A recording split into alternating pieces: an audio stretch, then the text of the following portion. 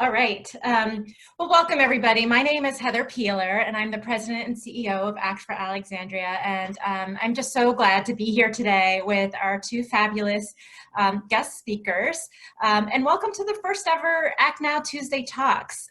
This grew out of an interest and desire to give you more insight in terms of what's happening on the ground and how Alexandria's nonprofit organizations are serving and supporting our community during this crisis.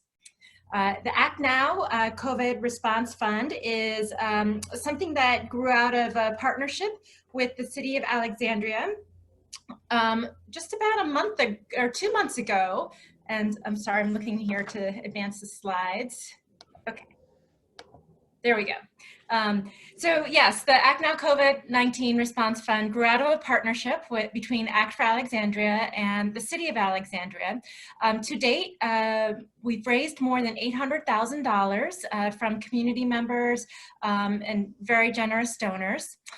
We've awarded $650,000 in grants to 70 nonprofit organizations that are serving our community. There is still opportunity to give to the fund if you haven't yet had a chance, and hopefully everybody can see the URL on this screen. So in just a few minutes, I'm going to introduce our guest speakers, and our topic today is food insecurity. But before I do that, I just wanted to review a few housekeeping items and let you know how you can participate in today's talk. So if you haven't been on a Zoom call before, on your menu, I think at the bottom of your screen, you should see a little comment box. That's an opportunity for you to post a question directly. You can also raise your hand if you have a question, and I have a colleague who's helping me kind of monitor to see who's raising their hands.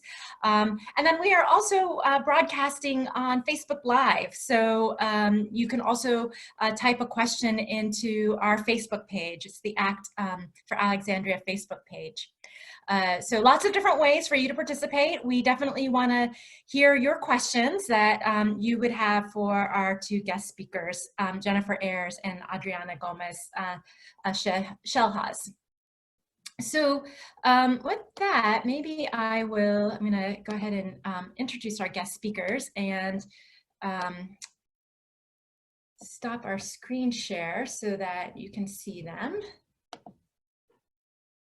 Okay, so let me ask, Brandy, is there a way just to feature our guests, the people who are speaking on the screen? Okay. So if you go to the speaker view, you can also go to gallery view, I think is the other option, and it will show you who's speaking. So if you want to click on that, it should be able to show you who is speaking. Okay. We are all getting familiar with the technology. Okay, so let me introduce our guest speakers. First, we have Jennifer Ayers. She's the executive director of Alive. Alive was founded by 14 faith organizations in Alexandria about 50 years ago to provide essential support, including shelter, food, financial support, and early education to Alexandrians. Prior to Alive, Jen owned and operated J.L. Ayers Consulting, where she supported nonprofits to help them become more efficient, effective, and focused on executing their mission. I think her consulting skills are probably being put to the test now during COVID, and we'll hear a little bit more about that. Jen holds a master's degree in public administration from the University of Southern California. So welcome, Jen. Our second speaker is Adriana Gomez Schellhaas. Adriana is the executive director of Casa Chirilagua, a community organization in the Chirilagua neighborhood in Arlandria that provides after-school programs, mentoring, and a whole variety of family supports. Adriana began volunteering with Casa Chirilagua as an interpreter and mentor in 2011, then joined the staff in 2012, and is now the executive director, where she helps bridge the gap between families, students, staff, volunteers, churches, and school partners. She holds a bachelor's in theater arts. And Adriana is going to talk a little bit too about how Casa Chirilagua has had to pivot and support one of the communities that is most disproportionately impacted by the virus. So we'll hear from them. I have a few questions, but again, I encourage everybody to enter their questions that you have in the chat box. Raise your hand or ask your questions on our Facebook page. So with that, Jen and Adriana, can you both begin by telling us a little bit about your organizations and how you have been supporting our community? Sure. Sorry, you want to go ahead, Jen? Yes, go ahead. So our mission at Casa Chirilagua is developing relationships with families to see the Chirilagua neighborhood transformed by Christ. And so we do that through the programs, right? We have after-school programs for youth, as well as adult programs like ELL and Spanish literacy. However, since COVID-19 hit our community, we've had to not only continue providing our programs in an online platform, but also now respond to emergency relief, which is helping our 120 families make sure that they have food, make sure that they are able to pay their rent and utilities. And that's the main concern that we've heard from many families is, I've lost my job. We have over half of our families that have lost their jobs. And the concern of paying for rent and bills is very high. And so we are not only continuing our excellent programs in an online platform, but also addressing those emergency needs. Great. Thank you, Adriana. And Jen, can you tell us all a little bit about Alive? Sure. You did a nice introduction. So again, we've been around for a little more than 50 years. We're an interfaith organization, so we have a strong support from our congregations here in Alexandria. So there's actually 45 faith communities that support our organization and comprise our governance structure and our board of directors, and they really support the organization. And we have 6 programs on a normal day. Some of those are shuttered right now. Most people know us for our food program and our emergency financial assistance program, but we also deliver on a normal day furniture and housewares to people who need those things. And we run a preschool. So our preschool and our housewares program and our furniture delivery program are now closed just because of the shelter-in-place rules.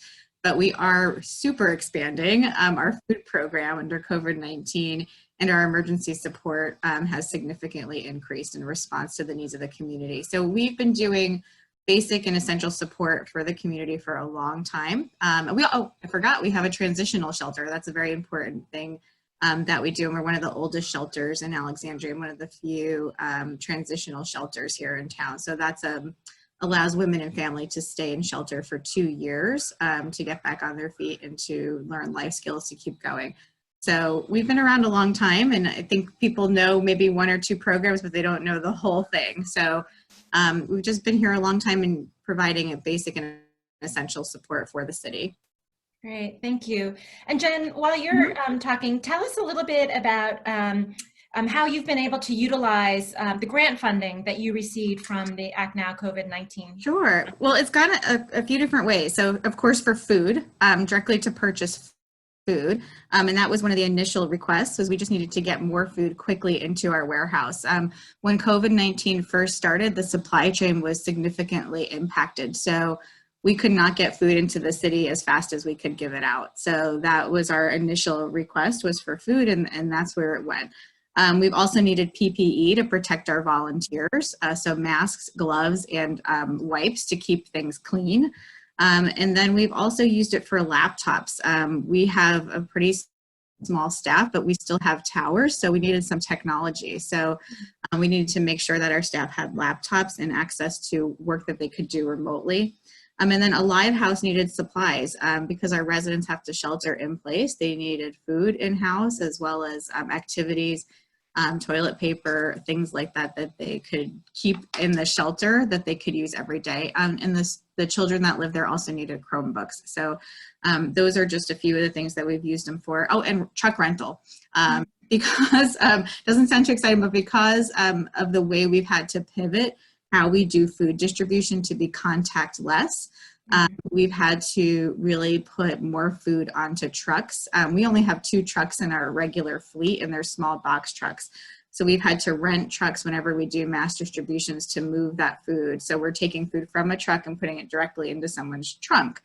Before, we would just have the food directly delivered to a site, and volunteers would come and pack that and hand it out. Now all of the packing has to be done in advance. So that requires a whole different structure, which I can talk about more later, but those trucks are really important to us right now. So, right. Yeah. So that's great. And Yeah. so it sounds like the resources from the Act Now Fund help you kind of innovate with your Yes, absolutely. I would say innovate, you get the technology we need to operate and to do it quickly. And we really needed to change very rapidly. You know, the city at this point now has been able to respond by putting in more commissions and more committees. But when we started handing out more food, that was right before the shelter in place was issued. So we were responding very quickly. I think it was March 13th, we heard that schools might close. So we started giving out all the food we had to students before they went home. And then we realized, okay, we need to get more inventory in here really fast. The city called and said, can you respond? Can you get a reserve? So we were ordering food as fast as we could. And we needed to quickly understand how to deliver food if we couldn't touch it. So what I did is I put on CNN and I saw that in New Rochelle, New York, which is about 2 weeks ahead of us, was doing something very similar. So I called some organizations up there to see how they were doing it. And they were already developing this sort of contactless system.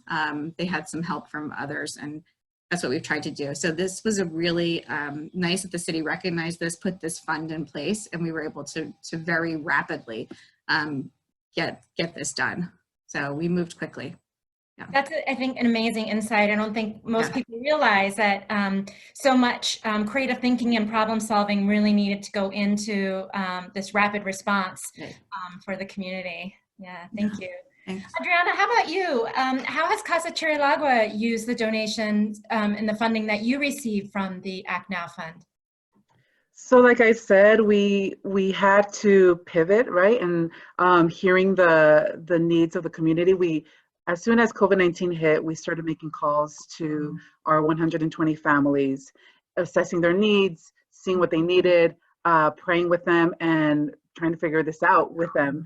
And because of the funds from Act for Alexandria, we made it possible to provide direct financial support for families, specifically those who lost their jobs, in paying for their rent, paying for utilities, cell phone bills, things that they needed on a daily basis. And so that was the one concern. We wanted to, we've always been a relational organization, and we don't do anything without the community saying something, right? And so we're very community driven.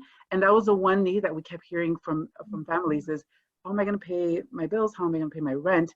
And because of the funds from Act for Alexandria, we're able to distribute funds on behalf of families in paying for rent and utilities, and be able to respond in that emergency way that we haven't in the past. And so thanks to you all and through many individuals who were very generous, we were able to distribute about $28,000 as of 2 weeks ago directly to Casa families and helping them lift this heavy burden, right, of on top of the other things that our community is experiencing. So thank you very much for helping us be able to respond in that way that we hadn't in the past. Yeah, well, tell us a little bit more about how you stay in touch with the families and how you're able to understand their needs. And then also, what are you seeing in terms of some broader trends in the Chirilagua neighborhood? Sure. So our fabulous, incredible Casa Chirilagua staff, most of us are bilingual, so that's an important piece, right? Being able to stay in touch with our families. So we were making these calls as soon as COVID-19 hit. We just got our long list of families, and we just divided and conquered. And we had a set of questions that we would ask families, and that's how we were able to assess their needs directly. And because we've been in the community for a long time, many of our families, because of the long-term relationships that we have with them, we're the one resource that they go to. Even though there's incredible resources in our city, because of the trust that we have with the community, they just go to Casa Chirilagua and say, like, what do I do? And because we're able to speak with them and have these, to stay connected via phone calls, via WhatsApp. Many of our families, adults have limited Spanish skills since they weren't able to attend school in their home countries. We did a lot of voice messages, recording voice messages. We also do a weekly Facebook Live for the community. It's on our Facebook page, and it's accessible to anyone who likes our page, but it's done specifically in Spanish, where we, share an encouraging word. Since we are faith-based, faith is a very important part of what we do, and so we share an encouraging word. We have guest speakers. We had a nurse from the Alexandria Health Department share. We also provide vital information. A lot of the information that was coming during COVID-19 was in English, right? Like the executive order from the governor. So we had to translate that, text it out to parents, voice message it out to families, making sure that they understood what social distancing meant, what making sure that they are doing their part, right? So that we stop any type of spread of the virus. And so we've been that main information channel for many of our families. And we have to stay on top of the news that's coming in, right, as well, and making sure that that's translated in Spanish in a way that families can understand. I would also add what we're seeing in terms of trends in our community is we are seeing a spike of positive cases in our community. We have several families who have members who tested positive, have the virus, some that are very sick, and many of our families live in very tight quarters. We have families that share an apartment with another family, and so self-quarantining is very difficult to do when you're in a very tight space. So if one person has a virus, everyone needs to stay indoors, which is very difficult, right? When you have kids, and I mean, I kind of go stir crazy in my house, right? And so we make sure that they have what they need, like food. We do a lot of, especially for families that have the virus, we do personal deliveries of groceries. We leave it on their doorstep. That way they don't have to leave their apartment. And so thankfully, through the partnership that we have with Neighborhood Health, our parking lot has turned into a testing facility. And so it used to be Mondays, Wednesdays, and Fridays where they're providing tests of COVID-19. Now it's Monday through Friday, since we've seen an increase in positive cases. So thankfully, Neighborhood Health has been incredible in offering that resource. And we just point people, hey, make sure you come from 1 to 4, call Neighborhood Health, make an appointment, and get tested if you have that concern. That's great. And I love the hearing about how you are building those really close personal ties and becoming that, and have been that trusted resource for so many families in our community. So where it seems like you have a very focused view on the ground in the Chirilagua neighborhood, Jen, I'm imagining that at Alive you have a bigger picture. What are some of the trends that you're seeing across the community? And how are you partnering with other community members to address those broader needs that you're seeing? We see food insecurity throughout the city, just numbers increasing everywhere and the level of calls increasing. So we've been on lots of phone calls. I don't know how to say that. And we get lots of phone calls to us asking for help. So, and those come from nonprofit partners, from city agencies, and from individuals. So that's how we're trying to understand where the needs are. We looked at where we traditionally were serving, and then we're hearing from some of our existing partners where those needs have either increased or where those needs may be increasing. And we're trying to work with the city to map those and really understand, are we where we need to be? When we did our first truck to trunk distributions, we noticed that the numbers were significantly higher than we anticipated. We had cars wrapped around the block, and we've really been trying to pay attention to whether those numbers are increasing or decreasing. So on the west end, we see those numbers were down a little bit the last time, but it was also Ramadan. So there's a larger Islamic community on that side of town, but we see more people driving there than on foot. But we're trying to understand, are we, missing people? Are they coming to those distributions? We are getting more calls from people who are living in AHDC properties who normally wouldn't qualify for like SNAP benefits because they make too much money, but now they're losing like their second job, or they're feeling a little bit of food insecurity. So we're trying to understand, well, how many people there may need food. We work with a couple of the early childhood education centers in town who are closed, but they're still providing groceries to their families. So we're providing groceries. So we know that there's very specific places where we can partner again and deliver groceries. Neighborhood Health has called us. So we provide groceries to Neighborhood Health and they give out to their clients. So we're measuring all of that, both in terms of pounds and hopefully in terms of number of people served. So when we looked at April, because that's the first full month that we have numbers for, and I just had these numbers, we did 98,000 pounds of food, which is an incredible amount. Our normal output of food is about 30,000 pounds. So we're about, triple the amount of food that we normally see. So that tells you that there's a lot more need out there. And the type of food that we're giving has just changed because of how we access it. So we're getting more requests also for our home delivery program. So we have a referral program where people can get a referral from a social worker or from a faith-based congregation where they call. And if they qualify, we would deliver to their home. We have seen that triple, and we're wondering kind of why.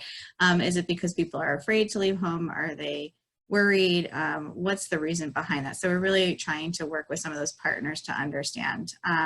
We also see we are handling the food for people who are COVID positive, so that we partner with Alexandria Department of Health. We don't deliver that food, but we know that that food inventory is starting to be used. So there are people, again, who are COVID positive who are receiving services from Department of Health who are food insecure. So we don't know exactly who they are, but we do know that there is a need for people who cannot afford to keep their own food reserves, and that's concerning to us. And we do wonder, and we do think that those are usually in areas where there are more shared spaces.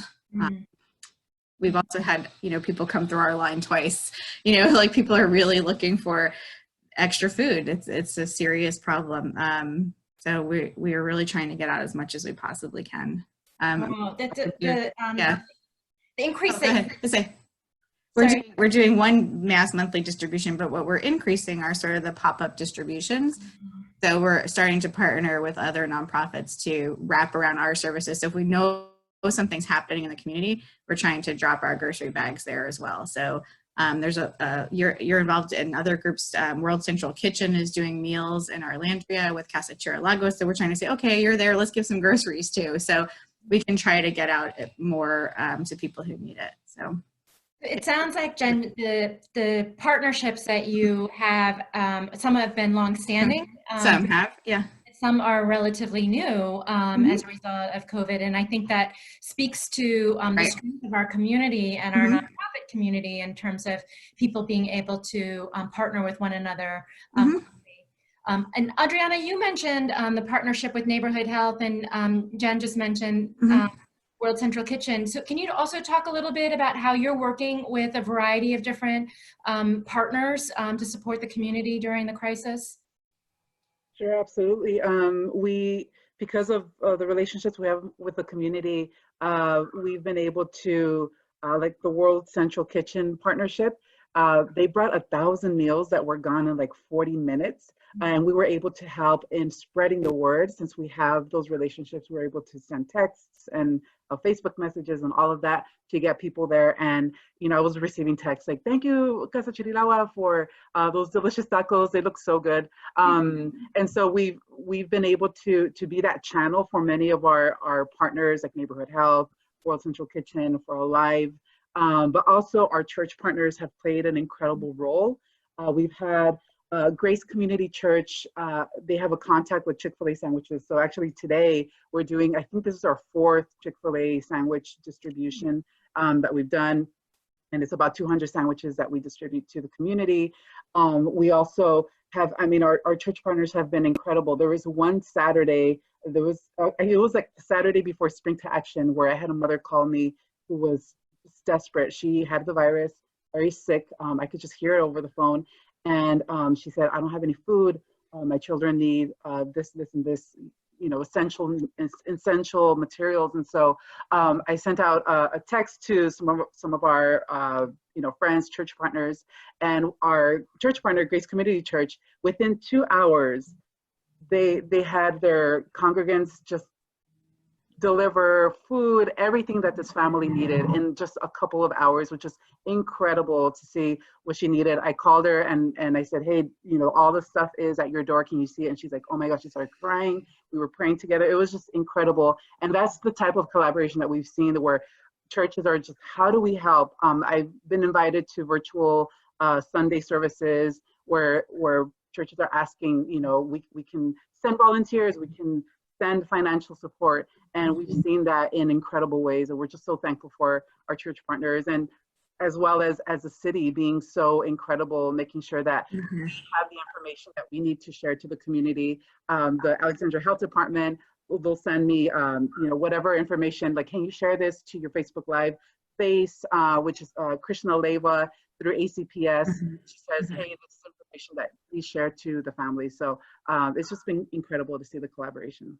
Oh, that's amazing. I know during these dark times, it's just so heartwarming to hear about these stories of how Alexandrians really are coming together in so many different ways to support one another.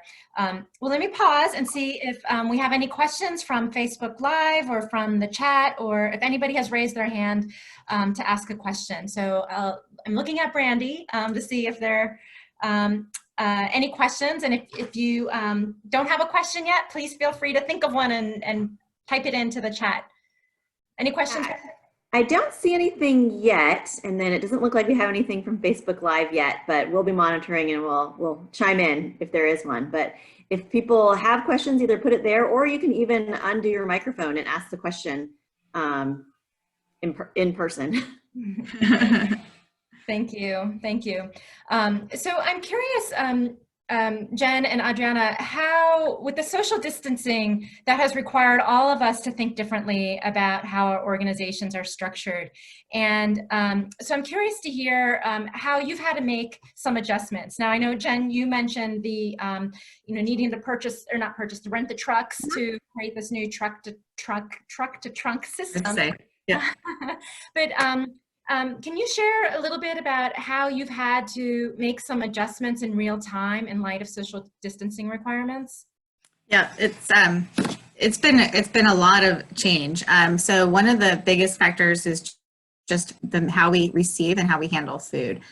Usually, like I said, when we do our mass distributions on last Saturday, we have all of our food delivered fresh to this site, and we have volunteers come, they take the food, they line it up, they pack it in a bag, and we hand it out that day. Because we're going to a contactless system, we cannot have volunteers standing close together, we can't have fresh food delivered that day, and we can't interface with people standing right across from us. So we had to go to a system where we have volunteers pre-bagging all of our food, and we have had to reduce the amount of produce because, well, one, supply chain's bad, it's not available, and then two, we can't store produce in advance because of lack of refrigeration. So we've had to have all of our food come into warehouse in advance and be pre-bagged. So that means we have both more volunteers but less volunteers working at a time. So now we have 20 volunteers maximum at a time, but they're standing 10 feet apart. So what we've done, thanks to the city, is we have use of the old Dash bus barn. We have pallets of food that are now stacked 10 feet apart, and volunteers come with a bag, and they take a bag and they take one thing from each pallet, fill up the bag, and then drop it, and we store those pre-made bags. But it takes twice as long to do it because we now have to pack, all the bags in advance and store them and then load them into, if you think about those watermelon boxes at the grocery store, that's what we call a gaylord, and those are then loaded onto trucks that we then distribute on pallets. So it just takes a lot more logistics and a lot more operations to make sure that there is social distancing and people are keeping far enough apart. We do have a warehouse way we're structured, the aisles are fairly narrow, and we don't want people right on top of each other. The space is really being used for those home delivery clients, and we've had to increase, again, the amount of volunteers involved there, deliveries, because our numbers have gone up significantly. So those clients get 5 bags of groceries and whatever we can get donated. So sometimes they get more fresh food. We've also had less retail donations because, as you know, going to the grocery stores, the shelves were bare there for a while. So that affects our donations as well. So we had less fresh meat, less fresh produce, less dairy, all those kinds of things. What's been nice from the communities, we have had, you know, some organizations and some restaurants reach out and give us their excess when they were starting to close. So we did have for a while some of that coming in. And we've had other types of large donations. What's been hard for us, and it was a really difficult decision, is not to take food donations from the public. Normally we take donations from our faith community and individuals, but because we're such a large organization, having that level of food come to us would be very difficult to manage. Both, we want people to shelter in place and be safe, and then we would have to sort all of that food, clean it, and then have more volunteers to manage all of that. So we want to connect with our volunteers, and we're trying to figure out a safe way to collect that food and manage it in large quantities. So that's been a difficult decision for us, but one that we've really had to change. Normally we take food donations all the time, but that's been something that's been tough. So we've been having to purchase. We do purchase food at really low cost, so that's something I want people to understand. So we can get, you know, on the dollar about six times what a normal person can at the grocery store. So so that's usually our purchase point. It does fluctuate. But again, we've had just to really think through logistics and safety. How often do we clean our warehouse? Do we clean the food? What types of bags do we use? All of these things that we never really had to think much about before. We were fortunate to have among our regular volunteer corps 2 people who had logistics experience from the military, who really helped us think through some of the logic in terms of how we organized our truck, how we used volunteers, how to space them out. And we've been able to manage with some lighter crews, but it's just really turned everything sideways. Wow, in light of all of that, you've been able to triple the of support and output that you're providing. That's really incredible, Jen. And that was interesting, the question what you brought up around some difficult decisions and things that you've had to decide not to do. Right. Adriana, I'm curious from your perspective, as you've had to make adjustments to your work, and again, you talked about how relational your work is in terms of engaging families. What have some of the difficult kind of trade-offs that you've had to make with your staff and volunteers that are involved? To start with, our programs, right? We needed to continue our after-school programs since schools are closed. I mean, they're still functioning, but that academic support is even more important now. And so having to switch that platform to an online platform through Zoom, you know, we had to, one of our staff members became kind of like our Zoom guru, and we had to figure out how to teach families to get Zoom, how to log in, how to teach their children. So I've been incredibly impressed by just, you know, individuals who have never had experience with Zoom become very familiar. We had to do all of our adult programs as well. And thanks to a church partner who was able to purchase a Zoom account for us where we don't, you know, have those 45-minute limits, has been incredibly helpful to us. Having our community center close is sad. We've shared as a staff how, you know, sometimes we have to go into the office, and it's really sad seeing it empty, not seeing the kids every day. We were really feeling it the first few weeks. I mean, now it's kind of like the norm, but we still feel it, where that longing to see one another face to face, right? And so how do we continue that? Well, you know, we have the Facebook Lives, we have the Zoom, we also have those phone calls, and it's caused us to be even more intentional in reaching out to families that maybe, you know, sometimes it's more difficult to see them on a daily basis. We have to be more intentional in making sure that we reach out to them. There's been difficulty in terms of our community is very tight knit, and so word started spreading like, hey, Casa Chirilagua is offering financial assistance. And we've had to say no to families that aren't a part of Casa Chirilagua, because our focus is with families that we have that established relationship, which is right now we have about 120 families in our programs, and a little more with families that have been part of our programs, but we still have a relationship with but aren't involved. And so we had to say no to certain families because we don't have that capacity. And I'm seeing that we will eventually have to increase that capacity. And those are the type of questions that I have. How can we do that? How can we increase our student numbers within our programs to make sure that we're able to serve more families in our community, while still being a very small organization, a very small staff. And so those are some of the things that we've faced. We have our we've worked now on Teams. We've switched from we did a whole an office environment switch, and now we're using Office 365. So we're using Teams to make sure that we're staying connected as a staff. We have all of our meetings online, like everyone. But yeah, it's been such an interesting time, especially for an organization that's very relational. Right. And I can imagine too how hard it must be to have to turn families away while you see how much need there is. And that's got to be so difficult. Well, I know the pandemic has brought about a number of challenges for all of us in terms of changing the way we work, changing our relationships with our colleagues, because we don't have that in-person element anymore.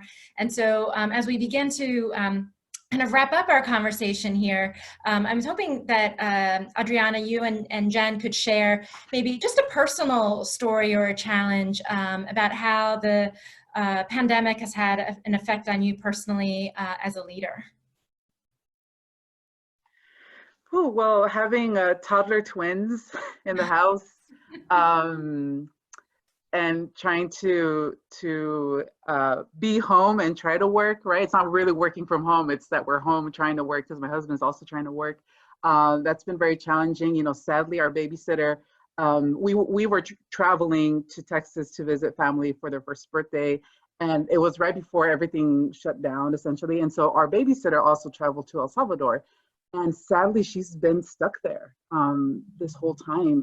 And it's just been very heartbreaking because we've been, trying to WhatsApp. She misses the kids miss her. As soon as they see her, they smile and start yelling. And that's just been very sad to see that hopefully they'll be back in mid-May, but just how everything just changed, right? Having to figure out caring for our twins and making sure that they have what they need, as well as making sure that Casa Chirilagua team and the families have what they need. It's just been a lot of juggling, to say the least. But I would say at least, the silver lining for me would be that I get to see my babies, right? I'm with them. Even though it's challenging and they're screaming right now downstairs that you can hear. But I get to feed them lunch and breakfast and dinner and be with them, where, if it was not during this crisis, I would be missing those meals. But yeah, those are I'm relatively a positive person, so I try to see those silver linings, but it's been challenging, and I don't know how I would do it without the incredible team that we have in our staff. I mean, they just stepped it up in incredible ways. Anything that I've needed, hey guys, I can't do this, we got you, we can do this. Food distribution's done, Chick-fil-A done. They're just, oh my gosh, it's been incredible, where God's really blessed Casa with an incredible staff, where we wouldn't be able to do what we're doing without such dedicated individuals, switching to online platforms in a snap, and I've just been amazed. So they've definitely made this land of coronavirus a little more easier to go through. Thank you for sharing that, and best wishes to your babysitter. That's got to be such a challenge, and I totally relate to what you're saying about having a phenomenal team, because I think we also have one phenomenal team at ACT. Jen, how about you? Do you have a personal story you could share with us about how the pandemic has had an impact on you? Yeah, I mean, it's been, I can relate a little bit to Adriana. I have a 5-year-old and an almost 9-year-old. His birthday's this week, at home, and my husband's home. I used to work from home, but nobody else was there, so this is a little bit different. It's like you're on all the time. So the hours have been incredibly long and incredibly fast paced. I said to someone the other day, I don't know where April went, and I really don't. It feels like it just started, and it feels like it's been one thing after the other.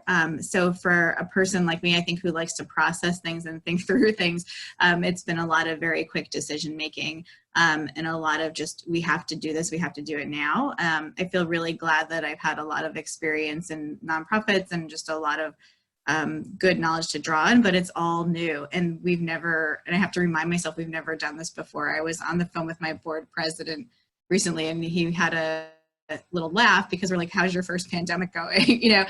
Because it is our first pandemic. Like this is all new for us, and we don't have a precedent. So we're trying to solve problems that we don't have the answer to.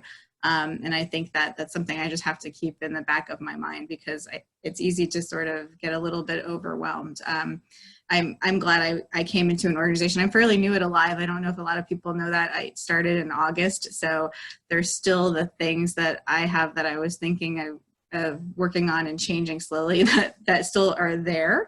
But this just takes precedent, and it's, how do we balance all of those day-to-day things and all those next level things with, okay, the immediacy of trying to deal with emergency response, and it's pressure, but it's also like, this is the first time and this is unprecedented. So we have to take that breath and think about it. And it is challenging. And we, like I said, we're half closed. So we're trying to figure all of that out too. So we're all wearing a lot of different hats, the mom hat, and I had to apply for a loan, we've had to change our fundraising platforms. We've had to do a lot of different hats, and it's both exciting and challenging. So. Thank you. And I just know our community is so fortunate to have both you and Adriana at the helm of organizations that clearly are changing lives and making a big difference in our community. So I know we have just a few minutes before we wrap up, and as we begin to conclude our conversation today, I did want to let everybody know that we do have other programs that are coming up. So I want to highlight those. Every other Tuesday through June, we will be featuring these Act Now Tuesday Talks. So hopefully everybody can see on the screen here the dates for the upcoming programs. So May 19th, we'll be featuring a program on homelessness and housing with Shannon Steen from Carpenter Shelter and Lynn Thomas from Community Lodgings. And then to come is health, early care and education, and racial equity. So I hope all of you will join us for those conversations. So let me go back to our guest speakers, and I'm hoping that each of you can provide a final thought that you would like everybody to take with them for the rest of the day. So I don't know if there was something that came up for you during our conversation, but any parting thoughts or ideas that you would like to leave with all of us? Jen, would you like to start? I think the thing that I keep coming home to is, we are doing this every day before COVID-19, and we're going to continue to do our work every day the best way that we can. Alive started as an interfaith organization, and I draw on that. We've been really encouraging our faith communities to send us a prayer. We're looking for hope. We're looking for courage. And I think those are the things that we can do. We have a volunteer base that skews older, and a lot of those people haven't been able to come out because of their health risks. And they ask me all the time, what can I do? And while there's a lot of things they can do both in terms of financial support and giving and volunteering, I think it's also nice to know that they can also hope and pray and meditate on just how to be a good human and to help that one-on-one person in their lives, to check in on somebody. So we're here every day doing this work, and that's what I hope to encourage people to do. Thank you. That's beautiful. I love that hope and courage. Yes. Yeah. Adriana, how about you? A final thought that you'd like to leave everybody with? Sure. So we interviewed one of our adult ELL students during Spring to Action. It was like a Facebook Live interview similar to this. And we asked him, he's just, 6 months into the country, right? He's new to this country, found out about Casa and lost his job. He's in this pandemic and lost his job. And we're like, how do you go forward? This is a very difficult situation that you're in. And he said, there was a time where I was just overwhelmed. And he said, I called my sister and she said, it's going to be okay. Take some time to pray, make yourself a tea, take a shower, go for a run. And he's like, he did that. He prayed, he made himself a tea. And he said, I actually blessed my tea. He blessed his tea. And he said, I went for a run and I came back and I just felt like this burden had lifted.